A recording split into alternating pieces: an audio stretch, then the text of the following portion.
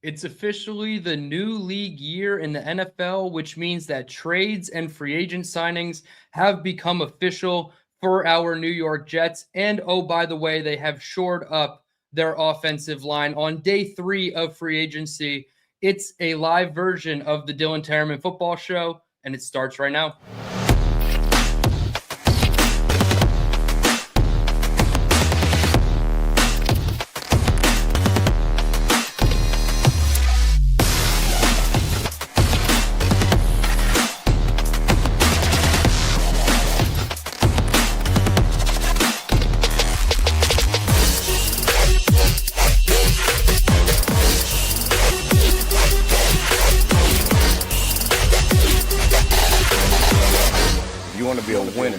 Not only have to understand how to win, but to understand how to consistently win. What is going on, everyone, and welcome into another episode of the Dylan Parham Football Show. I am your host, DT. It is officially the new league year in the NFL, so obviously the trades can become official. And if you are the Baltimore Ravens and Las Vegas Raiders, one trade specifically did not become official. That was the Max Crosby trade. But the New York Jets had no contract snafus over the last 2.5-3 days. They have made tons of signings. They have seen at least 6 players from last year's team signed on to new teams in the NFL. But they have also added quite a few names, specifically on the defensive side of the ball. However, today the focus is shoring up the offensive line. And the first move that they made in terms of the offensive line was retaining offensive tackle Max Mitchell. Yes, everybody's favorite Max Mitchell. He was their 6th offensive lineman, that jumbo offensive lineman that would come in their heavier package personnel on offense. And quite frankly, Max Mitchell, for the very limited role that the Jets had him play in 2025, I thought he did fairly well. His EPA per play when he was on the field, the offense excelled and he was doing his job. So shout out to Aaron Glenn, first and foremost. Shout out to Steve Hyden, the offensive line coach. Obviously, Tanner Engstrand, former OC, for getting the most out of Max Mitchell in a limited role in 2025, because there was a point in time last offseason where Jets fans, myself included, were very scared of the potential of Max Mitchell or Chuks Okorafor having to play real-life NFL games. So luckily, due to health on the starting offensive line outside of AVT pre-week 1, the Jets were healthy all 17 games. So we didn't have to see those guys in a starter capacity. But obviously finding a small niche role for Max Mitchell was huge. So that was the first signing that they did. But that wasn't the last signing, and that certainly wasn't the most important signing that they made on the offensive line today. Left guard Dylan Parham from the Las Vegas Raiders. Now, this is somebody that I speculated a little bit after Elgton Jenkins was signed from the Green Bay Packers. He was my number 1 option once he was released out of Green Bay. I wanted Elgton Jenkins because of his versatility, and when he is healthy, it's almost like the Green Bay AVT. He plays all over the line, and when he's healthy, he can be really damn good. Once he signed on elsewhere, I believe to the Cleveland Browns, my next pivot point was Dylan Parham. So first off, elite first name. He spells it right. I absolutely love that. He is a former 3rd-round pick out of Memphis in 2022. He's 6'3", 285 pounds, so 27 years old by the time the season rolls around. I believe his birthday is in August. The Jets signed him to a 2-year, $16 million deal, which is worth up to $20 million. 7.5 of that is guaranteed. And I'll put the tweet up right now from Connor Hughes. He says, 2 years, $16 million, $7.49 million guaranteed. And then Rich Cimini quote tweets it and says, these are the actual numbers for Parham. There is no guaranteed money in the second year, I'm told, all up front. So it's an easy out if it doesn't work. So no money guaranteed in 2027. It's basically a 1 year with an option for 2027 where they'll probably do some cap gymnastics and fix the number for 2027 and give him more guarantees and a reduced cap hit to stay on for a second season. But this to me is Muji doing a great job finding a team-friendly deal for a potential starter. Now, I know the next tweet that I'm about to show you would basically solidify that he is the starter outright no matter what. And Connor Hughes follows it up and says, the expectation for the Jets per sources is that Parham will slide in to fill the left guard void after the team lost Simpson to the Ravens and Vera Tucker to the Patriots in free agency. New York also has a ridiculous amount of draft picks this year where they can add someone to compete with him. So he does leave the door open there for a potential competition at left guard. And I think that's really important because I don't want to bank on a Dylan Parham type of player to just be an outright starter. Now, I'm not saying you have to go prioritize Vengo Ioane from Penn State at 16 overall, or maybe an Emmanuel Pregnon from Oregon at 44 or 33 overall, or a Chase Besantis from Texas A&M. But you definitely need to, at some point with your fourth round picks, perhaps, because they now own two, 103 and 140, can one of those picks be used, whether in a trade up or sticking and picking, to find a value guard to compete with Parham? And the cool thing about Parham, and we'll get into his snap alignments in his career in a second, he's played center and both guard positions in the NFL. So he does give you three-way versatility on the interior. So I do want to see competition. I don't want to just hand him the job, but on a team-friendly one-year deal with an option, they're probably going to give him every chance to win the job, or it's probably his job to lose as of today.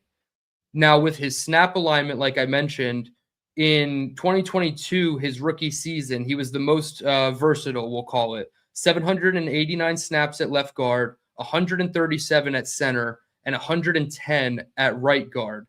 Then in 2023, he played 959 snaps at left guard and 82 snaps at center. So those were his 2 years where he played multiple positions on the offensive line for the Las Vegas Raiders. Then in 2024, he played 882 snaps at right guard.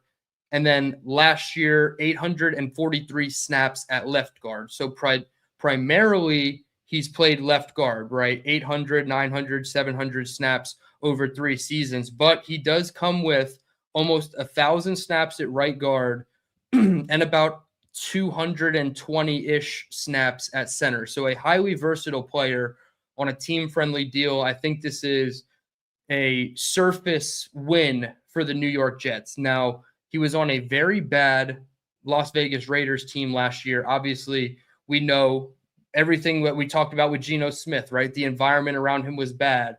The offensive line allowed 55 sacks. The receivers weren't really there, and the only one that was there was Brock Bowers, and he got hurt. So it's kind of a catch-22, right? Yesterday we were saying, oh, Geno Smith, he couldn't survive in that environment, and now we have a piece from that environment. The only thing I will say about Parham is he still is 26, about to be 27, so there's still some upside and potential, and it is just too friendly of a team-sided deal for me, where I think the risk-reward is very much worth it at this point for the Jets and for Parham, because like I said, I don't want to give him the outright starter, bring in some competition, but for the $7.5 million guaranteed, we'll see what the full true cap number is on Parham. I think it's worth it. You now have 5 top line starters, and I don't mean top line as in comparatively to the NFL. I mean, you have the first line of your depth chart written out, right? It's in pencil, but you have Fashanu at the left tackle, Parham at left guard, Myers at center, Tippmann at right guard, and then Membu at right tackle. And then you have Max Mitchell in as your swing depth tackle. And then you probably need some sort of guard center versatility guy as a depth piece so that you have at least 6 offensive linemen you feel really good about. The number I would like them to hit, entering camp is 8. So I know they let Xavier Newman walk as well. So perhaps they sign even a veteran interior player and still leave that door open for a 4th round pick at guard. I've been a big fan of Keelan Rutledge from Georgia Tech. He played left guard and center throughout his college career, 2-time first team all ACC or whatever that high honor is at the college ranks. And he was part of one of the best offensive units. He won the first team award for Georgia Tech's offensive line for the first time since Shaq Mason did it in like 2014. So he has some, good accolades behind him. And I thought the tape, both at Georgia Tech and at the Senior Bowl, was good. So there's going to be some mid-round options. And I still think the Jets find a way to pick in the third round, whether it's trading down from 44, maybe trading up from the 4 and a 5 to get into round 3. I really think the Jets are going to find a way to pick in the third round. And that's when I would really attack the sweet spot of finding a depth / potential option, because let's say hypothetically they get a third round pick at guard. So a top 100 pick at guard. And then, 3 weeks into the season, Josh Myers gets hurt and he's going to be on the shelf for 8 weeks.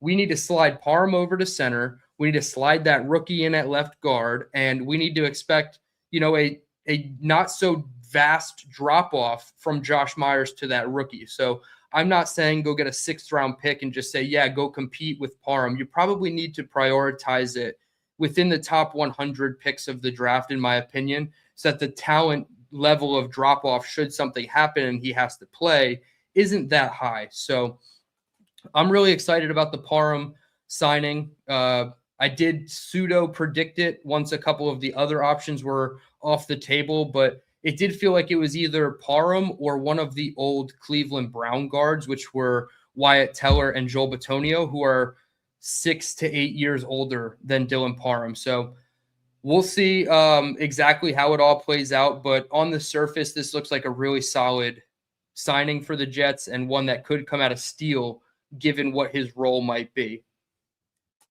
And then the final addition that they made today was kicker Cade York. They addressed the kicker position after losing Nick Folk on a 2-year deal to the Atlanta Falcons. We will have to see what the cap number is for Cade York, but considering he hasn't kicked since 2024 with the Cincinnati Bengals, it's probably a 1-year, very minimum deal. I would be surprised if it's more than like $1.5 million to $2 million. I don't know if anybody in the comments has seen the exact number. I have not yet as of when I went live, but it's a 1-year deal. They're going to bring in competition. And honestly, if there's one position or one side of the football element to this offense, defense, special teams that I just trust the coach to do the right thing, it's Chris Banjo and the Jets special teams unit. I really think he's going to get the most out of whoever the kicker is. I understand, Austin McNamara was a relatively unknown player coming into this season when we got him off of waivers from the Cincinnati Bengals. But hey, maybe we can go 2 for 2 and we get guys that used to play for the Bengals on special teams come in and do a good job for us. So I'm not, going to be overly reactive one way or the other to the Cade York signing. I think it's hilarious that his last name is York and now he ends up in New York. But a couple of stats about him: he's 33 of 45 on his career, so 73.3%, which is a little bit lower than you would want from a kicker. But he did go 10 for 10 from 20 to 29, 11 of 15 from 30 to 39, 7 of 11 from 40 to 49, and 5 of 9 from 50 plus. So he's pretty shaky once the it's 50 plus range. But he also, to be fair to him and give him just a little bit of grace, the new kicking rule was not even a thing the last time he kicked in the NFL. So perhaps you get a couple, 2-3 extra yards because every single kicker is just kicking the most ridiculous moon balls we've ever seen in the NFL. Cam Little broke the record twice in the first year of this new rule. So not expecting a ton from Cade York. And I don't think Nick Folk was overly, clutch from 50 plus. I know there was the kick that he made against the Atlanta Falcons. I believe it was like 56 yarder that barely squeaked in the bottom left upright in the rain and the wind. But a lot of Jets fans, I remember Jets fans being actually mad that kick went in. They didn't want to win that game. They wanted to lose it. And perhaps we'd be picking Fernando Mendoza should Nick Folk not have made that kick. I didn't subscribe to it at the time that Nick Folk would have been better off, or the Jets would have been better off missing that kick. But it's funny how hindsight you look back and there were fans mad at Nick Folk for making that kick, but now they're simultaneously mad that we didn't retain Nick Folk. But they also want the Jets to tank in 2026 to get a better quarterback. So maybe Nick Folk not being on the Jets is better for the pro-tank crowd that I don't subscribe to. But it is funny how the narrative around Nick Folk has kind of changed. I don't think the Jets should have been in on it at $9.5 million because you're probably exceeding $10 million to keep him in New York. And I don't want to pay $10 million to a kicker right now, even in this economy where the Jets have, oodles of dollars to spend. I just don't think $10 million was worth it, even for Nick Folk. So the great story of Nick Folk, what he once was, what he came back and could still give us for one more season. I'm happy he was here, but I'm not mad that they had a pivot, and it's not the only addition they're going to make at kicker. With that, I will turn it over to you guys in the chat. I really appreciate it. 112 of you guys in the room, please hit the like button, subscribe to the channel if you are new. I have not been able to get this feed up on Twitter yet. So for the people who are usually here on Twitter, that's unfortunate. Probably something on Twitter's end. Thank you, Elon. Real quick, before I do get to some of your comments, I did have an update about the quarterback 2 situation. Zach Rosenblatt of The Athletic says they're still exploring their options. They had interest in Carson Wentz, but he's unlikely to be signing with the Jets as of now. According to multiple sources, things can still change, but that's where it stands. So I was never an advocate of Carson Wentz. I guess I can't really kill anybody who was on the let's go sign Carson Wentz because it's an adjacent version of kind of what we have in Geno Smith. So it's really just picking your mid. Geno Smith to me is fine. If it's not Andy Dalton, predictively, I'm going to say it's or Carson Wentz, I am going to say it's Andy Dalton. So I would keep our eyes on Andy Dalton, whether he's released outright in Carolina with the Panthers.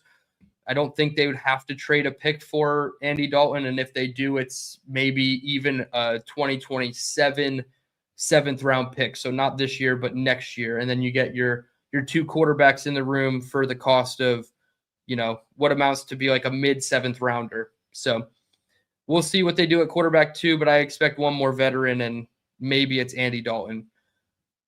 As always, I can't read all of your comments, so if you definitely want something to be read on the show, please consider a super chat. But with that, Pat Marinello will lead us off. He says, "What up, DT?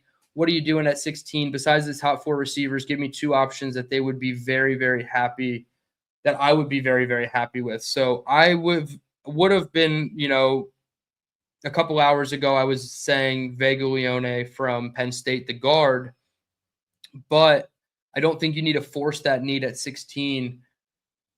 Who do I think is going to be there at 16? It makes it tough. If you're saying the wide receivers are gone, top 4 wide receivers. Okay, so even if 4 wide receivers are gone, I'm not taking wide receiver 5 at 16. Do you look at the defensive interior? Is there a player that you can get on the interior? I know Peter Woods is kind of lowered in PFF's big board. I think he's in like the 30 range. But is there an interior defensive lineman that you like at 16? Do one of the safeties, whether it's Dylan DTereman or Emmanuel McNeil-Warren, make it to you at 16? I feel like those would be really good options. So I'll say Emmanuel McNeil-Warren for 1. And then honestly, I would just be happy with Ty Simpson. I think with this offensive line, the run game potential, you add another wide receiver, on day 2 of the draft. I'm keeping my, prayers out or hopes out for Brian Thomas Jr. I would definitely like to see that still be a thing, but I would say Emmanuel McNeil-Warren and Ty Simpson would be the 2 options.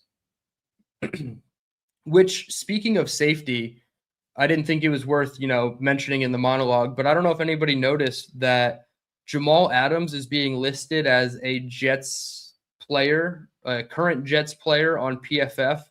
When you search up Jamal Adams, it comes up with the Jets background and says that he's a current member of the Jets. So weird little breadcrumb there to lead to another potential signing. I'm not sure. He's a linebacker at this point. He's not a safety.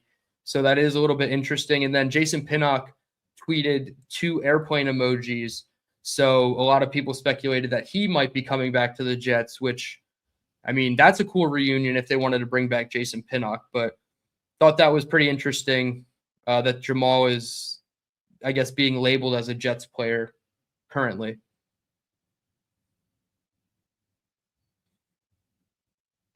Jack, I appreciate this. He says, I'm hyped for DP with you. Yeah, I mean, I'm pretty excited about it. You round out your offensive line on a cost-effective deal, and I don't think there's a lot of risk doing this on a one-year deal. Bill M., I appreciate you as always. LFG. JJ says, would I still go guard early in the draft? Are you okay with Myers still being our starter? Yeah, so I'm okay with Myers being the starter if Myers is the 5th best offensive lineman, which I think he is after the signing of Parham. Now, I would not be mad at all if they moved Parham over to center and took Vangulione at left guard, because I will never be mad at trench players. Now, if their plan was to take Vega at 16 and not start him, I would be a little upset. Like, that's just kind of silly. The only position I think you can get away with that at being the state of the Jets right now would be quarterback with Ty Simpson, because you can make the case to sit him for a month or two behind Geno and Dalton and then, thrust him in like November, December and let him play out the string for 7 games and see what you have, but not a guard at 16. I would be pretty upset if they did that, but I would still go guard early if their plan was Parham at center, left guard at 16, and then Josh Myers is your interior depth player. Cisco, what's up, man? Shout out to you. I appreciate you. My nearby neighbor, Cisco. I know he lives somewhere around here in the upstate of South Carolina. Chris B says, hey, DT, hope all is well. Go Jets. Like, subscribe to the channel. Absolutely, Chris. Listen to Chris. Please like and subscribe to the channel. Our guy, Jake Asman, what's up, man? I appreciate you. I will be on with Jake tomorrow afternoon. Some fun Asmaniac Madness happenings tomorrow. I know I have Neil as my episode with Jake. He gifted a membership to the A1 Since Day One community. So if you got the membership, please thank Jake, and I appreciate you as always, Mr. Assman. Paganardi in the chat. How are you guys? I appreciate you. He says, DT, what's up, everyone? Thank you for joining. Rob says, didn't Geno have a lot of sack issues? Was he giving up those sacks? Yeah, he was definitely a contributor to that, right? There's an element of possibly holding the ball too long, not, feeling the rush around you and stepping up in the pocket, whatever the issue is. There's 55 of them allowed by the Raiders in 2025. So you can blame the quarterback, you can blame the offensive line, you can certainly blame the coaching as well. There's a lot of things wrong with that. But, yeah, Geno is definitely part of the blame for the Raiders' mess last year. William says, free agency has been good for the Jets so far. I think they've done a good job, and that's not me just completely being a homer. I think for the state of the roster that we were at, I mean, we were a 0-win team on paper 7 days ago, right? And we had the allure of, we're going to go get this guy in free agency and we're going to be big spenders. And then we saw the quantity over quality tweets come out from the beat. And then the expectation was, okay, maybe they go get 1 or 2 names and then the rest are like value bargain shopping. And I think the Jets have really done that. The only one I'd nitpick is David Onyemata at 1 year, $10 million with 8.5 guaranteed. But I can't nitpick it. There's not that much to nitpick around these trades or both the trades and the signings, right? I like the Minka trade. I like the Geno Smith trade. I like the Tavondre Sweat trade, which is all part of this equation as well. So I don't think I'm just being a homer. Maybe I am to a degree, but I feel like if we were like the New Orleans Saints or the Las Vegas Raiders or the Tennessee Titans, and we were making these caliber moves and we're increasing the, on the margins, we're just 10% better, 15% better, Hell, if you want to say 20% better, that's okay. If we're 10% better over 17 games, I believe the math is 1.7 is 10% better. So are we a 2-win better team with the free agent additions we've made? Sure. And you can't even say that like we broke the bank and, risked future capital to do it. So I am pretty encouraged by the Jets offseason so far. Now, if they traded for Brian Thomas Jr. or made a splash at wide receiver, I think I'd be over the moon at that point. Kyle Clifton, the number 1 seed in Asmaniac Madness, with a $10 super chat. I appreciate you, my friend. He says, talk about centers. What'd you know about the kid from Kentucky, Burton? Crazy RAS, Zune, and Slaughter. So Slaughter is somebody that I am familiar with, the Florida center. He was down in Senior Bowl. I'm excited about more of the guards that give you center versatility than the centers that come with guard versatility. I know it's probably backwards for a lot of people, but I think given the state of what we need, I would say I want the guard with center versatility, because if you get like somebody who's more of a true center, and I have a feeling that Slaughter only played center. I could be wrong about that though. If he only plays center, how many teams in the NFL carry a guy as a backup who only plays one position on the offensive line? I feel like more often than not, other than Cam Jurgens, who was like the clear successor to Jason Kelsey at center in Philadelphia, other than him being on their roster for an extra like year or two that he could have hit free agency and they re-signed him, I don't think there's many teams that hold a center only. So I want to do more research in the centers, because now that we have Parham in the mix, maybe they can look to upgrade with a second-round pick at center and feel like that's a starter over Josh Myers. Now, to your point about Burton, Zune, or Slaughter, I don't know if those are the names to invoke there, but I'm looking at, the length and measurables of, I guess is it Jaeger Burton? I guess that's how you would pronounce his first name. I mean, he fits the bill, 6'4", 312 pounds, 32.5-inch arms as a guard or center. That's really good size. Now, obviously, when you get out to tackle, you want a little bit longer arms, but I think they're going to prioritize one more high pick on the offensive line. So I'll have to do more research on these guys specifically. And if they prioritize RAS guys like Joe Douglas and Robert Saleh did, then I'm all for it. And Slaughter is probably the one that I would like the most, because I just have the most knowledge about him at this time. But Kyle, I appreciate your $10 super chat. Thank you. Fernando Mendoza, potentially. $2 super chat from Fernando says, once we get Reese, the D-line is going to kick some ass. Yeah, I am super excited to see who is exactly the pick at number 2. Is it Arvell Reese? Is it David Bailey? My guess would still be Arvell Reese from Ohio State. I just think the flexibility you have with him. I read a tweet out the other day on the show. You can go 4-2-5 nickel, and you can have Demario Davis as your off-ball linebacker with Arvell Reese, and still have a really good front with the edge players that you have accumulated in free agency, like Enigbare and Osai next to Will McDonald. And you have a good veteran group of like 4 guys in the interior that you can use in your 4-man fronts. So whether they're going odd man front or even man front, Arvell Reese is still an ideal fit for this front 7. And perhaps I am wrong in my assumption that a team should look at him more as an edge rusher first and then an off-ball linebacker in years 2 or 3 when he develops. Maybe a team, and it could even be our Jets, that look at him immediately as both players, off ball and on ball, and just hit the ground running and kick ass in both phases. So there's always the element of that. I would prefer them to be like 85% edge, 15% off ball.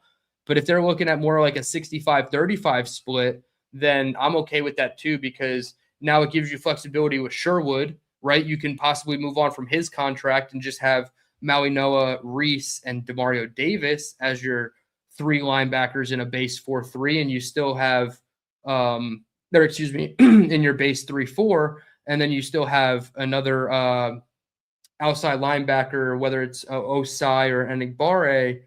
And then I really like the defensive line depth. I don't think that they're going to get rid of Harrison Phillips. He carries a $7 million tag, but I would really hope that they would keep Harrison Phillips. And then they have 2 veteran interior guys. They don't have a guy on the edge who's over 27 years old. So, yeah, I'm really excited about the defensive line.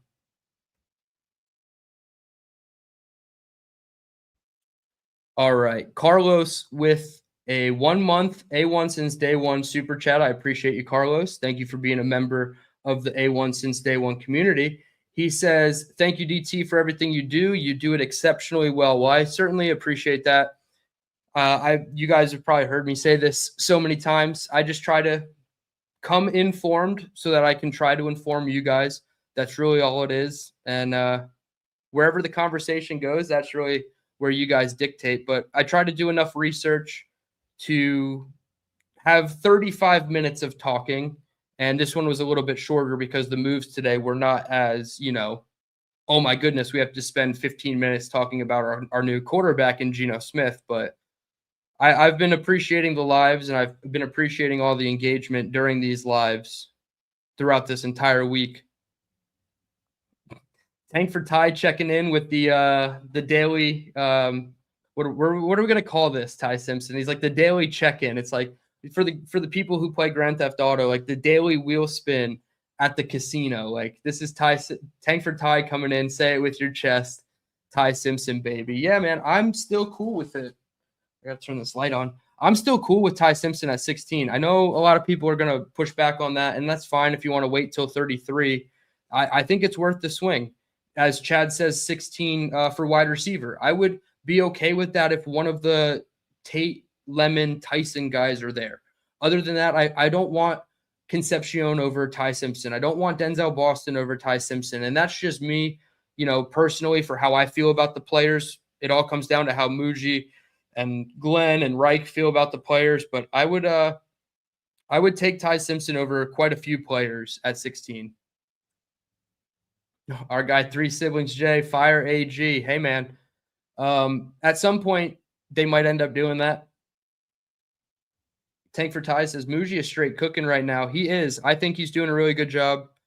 The collaborative effort between coaching staff and front office to identify players that they want, try to get them on cost-effective deals. I think it's been a pretty good pairing so far. So, I don't want to put the cart before the horse. I still think this is a 4, maybe a 5-win team, which, you're improving on the margins at areas of depth that, you're just going to bring competency to the team. So I don't want to, oversell what the Jets are doing right now, but I do think it's worth at least, tapping into, having a shred of optimism. Adam says, subbed. Great job, Dylan. Well, Adam, thank you so much. I appreciate it. I believe we're very quickly approaching 1,850 subscribers. We're at 1,834. If we can get to 1,850 by the end of the stream, that would be fantastic. 139 of you guys in the room. Please hit the like button as well. Help me. And in the YouTube algorithm, put me out in front of more eyeballs, because all that is dependent on the viewer. You guys drive up the interest in the YouTube algorithm. All I can do is sit here and talk about our beloved Jets. Fernando says, Reese being 20 and how OSU coaches talk about him, he just seems like a gem. Blewett sold me on him with the film. Yeah, I align pretty strongly with a lot of Blewett's takes, and it's funny. Joe is one of those guys, and I said this to him when he was on my show a couple weeks back, that when I watch a player, I always watch a player without the outside noise and analysts' perception of him flooding my brain before I go in to watch the film. And I come out of the film, I have my takes, and then one of the first people I almost always go to see if they have a film room, because it's Jets related and he always brings it from a Jets angle, is Joe. And when I popped on the Arvell Reese tape, I was like, wow, me and Joe are like dead aligned on Arvell Reese. And now Joe can break it down and elaborate on a way that, like 10 times the better, elaborator in terms of film and things like that than I can. But it was so cool to hear Joe use all the sophisticated terms that I couldn't use in my notes on my scouting report on Arvell Reese. And Joe was pretty much backing them up, pretty much 90% of my takes on Arvell Reese. So I was pretty happy about that. And yeah, being 20 years old, the sky is the limit. And I still think he carries a relatively high floor because he can play off-ball linebacker too. So I don't know. A lot of people like to just randomly pick a guy in the top 10 or first round and just be like, that guy's going to be a bust. I know it, and not really back it up. And I feel like Arvell Reese is getting that treatment right now. So I'm really excited about him. M. Villette, Mooj is very safe. AG, you're up. Yeah, I mean, that's such a tough one. And I've pushed back so much. And I know even Rich Cimini was saying, like, there's a way that Mooj saves his job and AG is fired. And I think that path certainly exists, but it would have to be like A+ drafting and then absolutely pooping your pants with the talent that you've just accumulated. So I don't know if I agree fully that, Mooj is definitely back no matter what happens this year. But yeah, we'll see what the draft brings. But yeah, all the trades that Muji's done are, like, on the surface have been really strong trades in terms of value and what the Jets have been able to, they got the best juice from their squeeze in a lot of these trade situations. Bill M says Jeremiah Lovett 2 is egregious. I agree with you. I would not do that. Tank for Ty, gifting a membership to the A1 since day one community. Thank you so much, Ty. I appreciate that. Whoever did receive that membership, please make sure to thank our guy, Ty.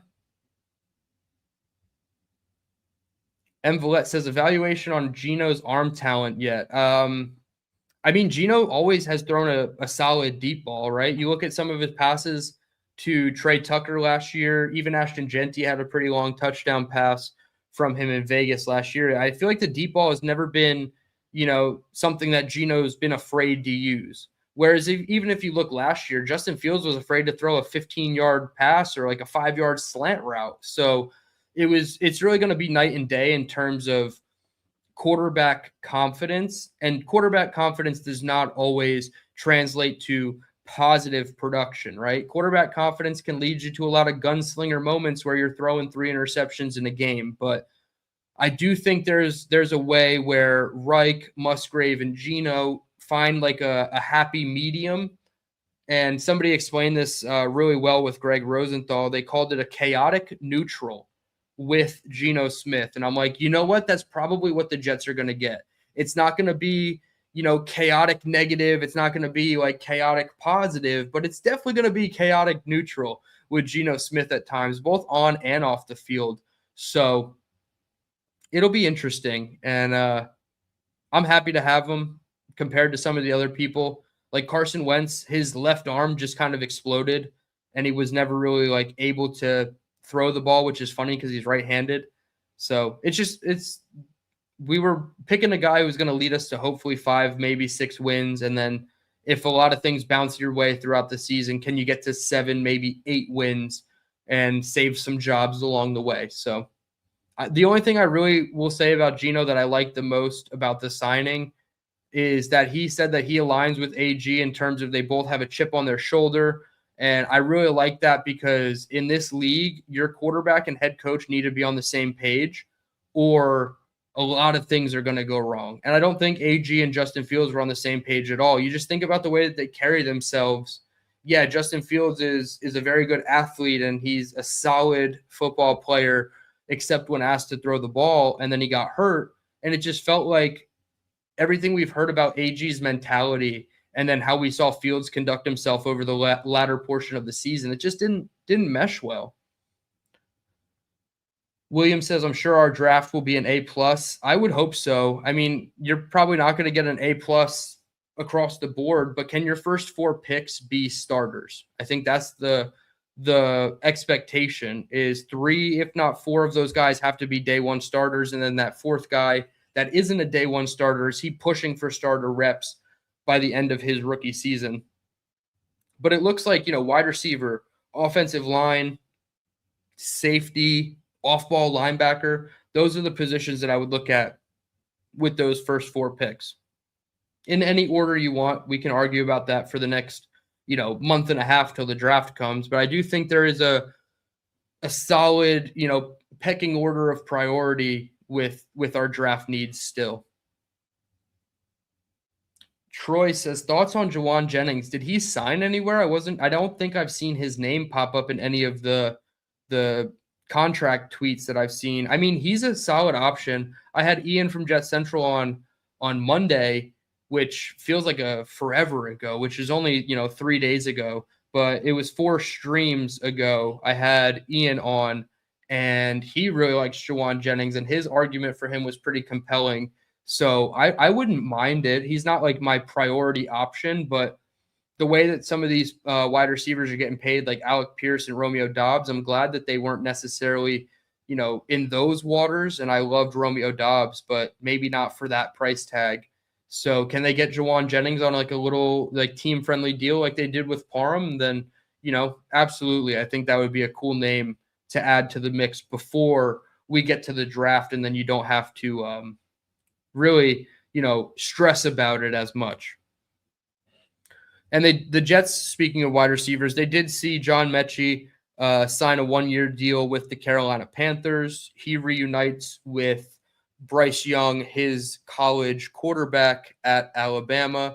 And then Michael Clemens gets a 3-year, $17.5 million deal with the Indianapolis Colts. So thank you, Indianapolis, for taking the player that is most likely to help the Jets get a better draft pick in Michael Clemens. Enjoy your 15-yard personal foul penalties, Indy. Tank for Ty. I think Ty to Arizona will gain traction. It could. They have 3, and then they have pick 34. So if Ty starts to slide past Pittsburgh, I could really see a lot of things getting crazy there. I don't know if they would pull the trigger at 3. I think it's more likely that they would take Jeremiah Love at 3 than Ty Simpson. But I don't know. Ty Simpson to me feels like a LaFleur quarterback where him and Mike would get along really well. And as long as you didn't have to force him to play and, the environment around him is solid, I could see it working out. I think Ty is going to be a good NFL player. Now, maybe NFL teams don't think that way. I am a little bit confident in the belief that I think NFL teams feel more like I do about Ty Simpson than the general consensus, but I'll say the cliche line, it only takes one team, Ty. Now, the question is, since you are a diehard Jets fan, are you going to become a fan of that team that Ty goes to, as long as it's not like, well, Miami has Malik Willis, but as long as it's not like a bitter rival of the Jets, like, are you going to root for the Steelers if he goes 21 to Pittsburgh? Dino says, this line is the best line Gino has ever played behind. I agree. We showed the glow-up Gino graphic yesterday just from a skill position perspective, and I think it's comparable. I think they're better Breece Hall than Bilal Powell.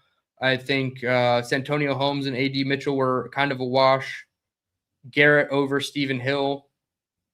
Jeremy Curley I would take over Arian Smith, and then I would take Mason Taylor over Jeff Cumberland, but it's probably a little closer. But yeah, the offensive line perspective. Now, Gino played with a pretty solid offensive line, right? He had like a really old Mangold. I believe Ferguson was still here in his rookie season. Maybe they had Brian Winters. Do they have like Breno Giacomini during those seasons? So you can make the case that this is the best offensive line he's played behind. Yeah, Grenade.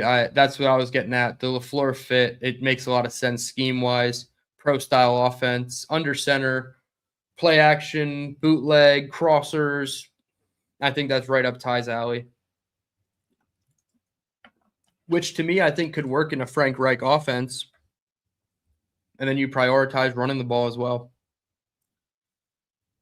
William says, would Zion Young be a good edge pick for 16 or 33? You could probably get opinions that say he's worth the swing at 16, but I still think the guys like Keldrick Falk and Akeem Mesidor, Cassius Howell.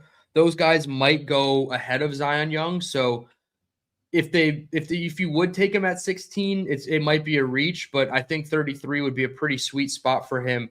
And I honestly, they did invest a lot in the edge position, but if they view Arvell Reese as like a 60-40 off-ball linebacker, you could take Zion Young at 33 and, now your front seven is extremely dangerous and you most likely are trading Jamie and Sherwood. But yeah, Zion Young at 33 would definitely be in the cards. Jets Johnny, what's up, my boy? I appreciate you hopping in here. Did you win your matchup today? I heard your rap on Jake's show. I didn't see the result. We were in an area at work where the cell reception was awful. Every like 5 seconds, my YouTube would stop and buffer, and I couldn't take it anymore.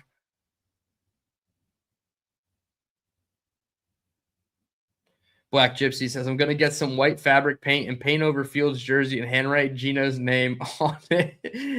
Going to write Gino. Yeah, don't write Smith. Just write Gino.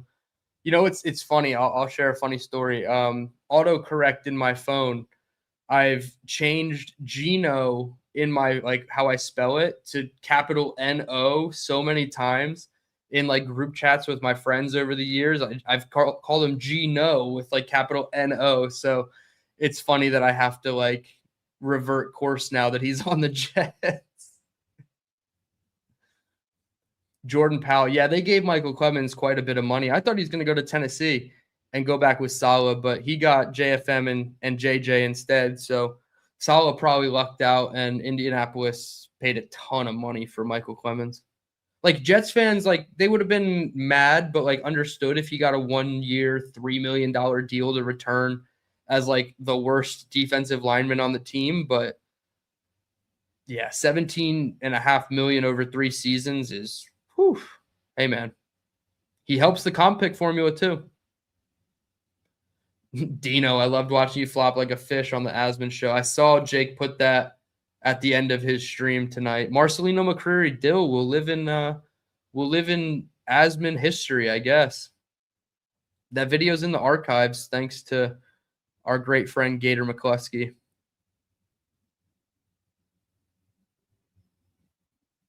Black Gypsy, yeah, Miami got Malik 3 years, $67 million. It was like just between 22, 23 million. Bill M, yeah, Hayden is a good O-line coach, in my opinion. It's a lot better than Keith Carter. Night and day from Keith Carter. So, yeah, I like that Hayden stayed, and I like that Frank Reich was very interested in this job because of Hayden, because that's the positional coach that is the most important to an offensive coordinator's success, in my opinion. Big Country with a $2 super chat. I appreciate you, bro. He says, keep up the good work, DT, you, Jake, and Boy Green. Yeah, I mean, just being in a super chat listed with those fine content creators is awesome, and I appreciate that a lot. One day we will be up the ranks of Jets content creators, and I really appreciate that. On the way to 2,000 subs. If you told me last year when I started my channel that I would be approaching 2,000 subs in my 11th month on YouTube, I probably wouldn't have believed you. So thank you so much, Big Country. And as always, I appreciate the super chat. 150 of you guys in the room. I really appreciate it. Hit the like button, subscribe if you are new to the channel. We are on the road to 2,000 subs, and I will be putting out a post on my YouTube channel probably tomorrow morning, and I will be asking for opinions and thoughts on what type of giveaway you guys want to do at 2,000 subscribers, because I definitely want to give back to you guys in the community. Black Gypsy, this is great. Gino with a question mark. Absolutely. Yeah, this would be perfect. Jordan Powell, yeah, they did sign a guard. So I'll throw it up on the screen right here for you, Jordan. Talked about it right in the beginning. They signed Dylan Parham from the Las Vegas Raiders, 2 years, $16 million, $7.5 million guaranteed, up to $20 million.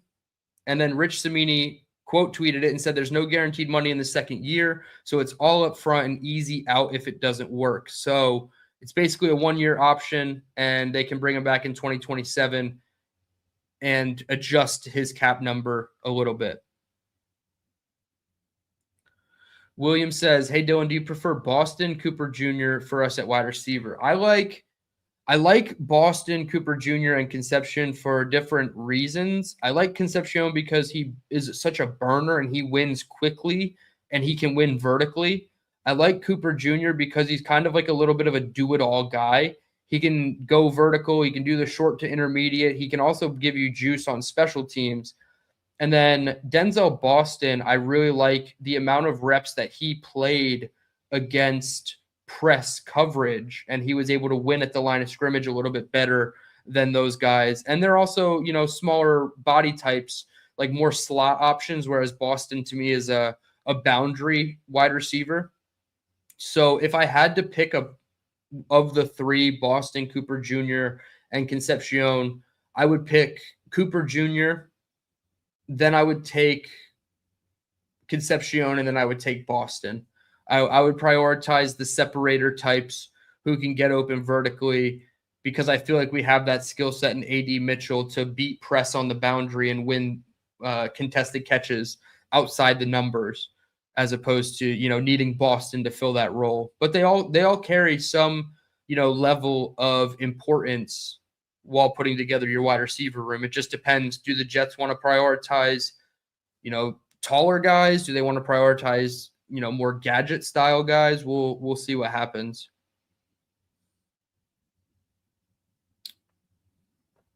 Johnny Boy with a 1 month A1 since day one super chat. He says, I'm sad about Clemens. I don't know why. What could have been? Yeah, letdowns. He says, let's get down. I said, yeah, letdowns is what we'd get from Michael Clemens. But he says, let's get downs and styles. Luke Altmaier, Drew Aller, F. Carson Beck. I mean, I don't know if you're saying F. Carson Beck as in like F it, get Carson Beck, but I would definitely be more of like the F. Carson Beck. Like, I don't want him. Luke Altmaier or Drew Aller. I mean, gosh, I really just don't want to wade in those waters this year with those types of players. Like, just keep Zappe and Brady Cook if you're going to do a Drew Aller, Luke Altmaier, in my opinion. Now, some people think Drew Aller can do something in the NFL. I don't necessarily agree, but I don't know. I wouldn't take any of those guys, to be quite honest. Jordan Powell, yeah, Cooper or KC, stylistically, it's just what I prefer at the wide receiver position. But as you say, Gypsy, Boston fits the right type of offensive bailout receiver. Yeah, and is that too close to what AD Mitchell provides, or do they want to have two AD Mitchell types with him in Boston and then Garrett in the middle running the two-way goes? So this seems to be the popular opinion. Light Grenade, take a late-round flyer on Jack Strand in the 7th. You certainly could do that. I haven't done any homework on him. I still have to do the Taylor Green film review, and I'll probably end up doing Taylor Green and Carson Beck film review. And then I'll peek at Jack Strand. I'm not going to like do a whole film review on it, especially since he's projected as like a 7th round guy, maybe a 6th at best. But yeah, if they take a swing at that late in the round, I mean, cool. He's a statue, says Villette. I mean, I certainly don't like statues in the pocket. People will argue that Frank Reich does. I think Frank Reich knows a little bit better than to just get a guy who has absolutely no athleticism and mobility in the pocket. Grenade, that's fair. If you don't think AD is like a bailout type of bail the quarterback out type. Yeah, I guess I just mean like from a body perspective, they're both taller, boundary guys, contested catches. Now, I think AD is a very good separator as well as winning at the line of scrimmage. Listening to Pat Surtain talk about going up against AD Mitchell, it's pretty cool to hear. So, yeah, I can see that they're not like bail out the quarterback types.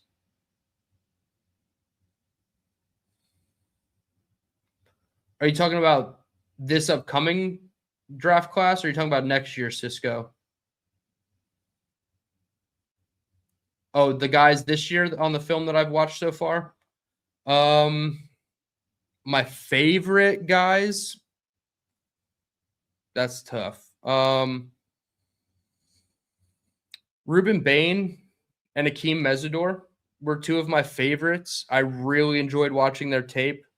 Mesidor is just a game wrecker, and I know he's a little bit old and has some injury concerns, but I really enjoyed both the Miami Edge guys' tape. TJ Parker is another one of my favorites. I really enjoyed his tape. Now you have to go back to 2024 to really see like the full picture with him, because 2025 was just really just a weird year for the Clemson Tigers. But I did like TJ Parker's film. I would say Ty Simpson has to be one of my favorites just at the rate that I've talked about him. Mekhi Lemon is probably my absolute favorite player in the entire class. I have him ranked right now as my number 5 overall player. Actually, that's my Jets big board. I have Mekhi, as my number 5, but he's my number 1 wide receiver overall. So I would say Mekhi Lemon is my like outright favorite player in this class pretty easily. And then I like Jeremy Bernard. I wouldn't sleep on him in the second round out of Alabama. Like if you could pair up Ty Simpson and Jeremy Bernard on the 2026 Jets, that would be really fun, at least for me personally. Light Grenade, AD is kind of a unicorn with his route running size, speed. He could be a wide receiver 1 if you actually put it all together, but he holds himself back. That's definitely an issue with not just him, but wide receivers across the league. Mentally, something happens and like they're just like in a slump, right? Like they're in a little bit of a funk, and whether it's the dropsies or the, whatever it is. And I think AD suffers a little bit from that, but in the right environment, man, I feel like it's AD can be a monster. Tank for Ty says, bro, we cooking with Ty and Bernard. Yeah, man. I mean, you obviously know firsthand experience.